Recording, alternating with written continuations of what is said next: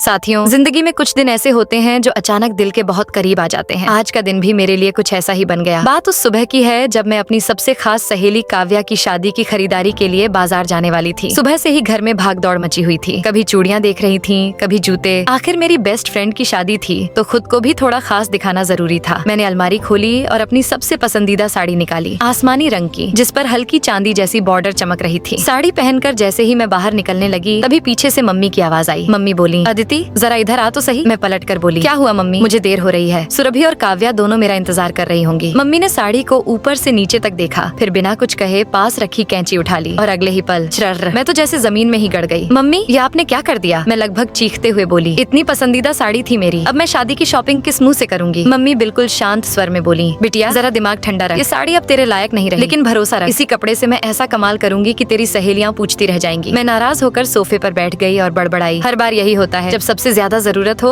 तभी experiment. Mummy हल्की मुस्कान के साथ बोली, अगर जिंदगी में एक्सपेरिमेंट न हो तो नई खुशियाँ कहाँ से आई? फिर शुरू हुआ असली जादू। कभी मम्मी कपड़ा काटती, कभी नाप लेती, कभी सुई धागे से कुछ नया जोड़ती। बीच बीच में मेरी छोटी बहन इशिका आकर बोलती, दीदी लग रहा है कुछ बहुत ही खास बनने वाला है। करीब 2 घंटे बाद मम्मी ने गहरी सांस ली और बोली, चलो मैडम अब उठो, तुम्हारी ड्रेस तैयार है। मैं जब कमरे में गई और वो ड्रेस पहनी तो सच मानिए साथियों, मेरी आंखें भर आईं। वही पुरानी साड़ी अब एक स्टाइलिश, फैंसी और रॉयल ड्रेस बन चुकी थी। लेकिन उसे आगे देखने से पहले रुक जा बेटा, आज रात 12 बजे तेरे मम्मी पापा मर जाएंगे। अगर तूने इस वीडियो को लाइक करके चैनल को सब्सक्राइब नहीं किया तो और कमेंट में जय माता दी नहीं लिखा। तो साथियों, अब लास्ट माँ जी दीदी के लिए बहुत सुंदर ड्रेस बनाई है जिसे पहन दीदी बहुत खुश होती है।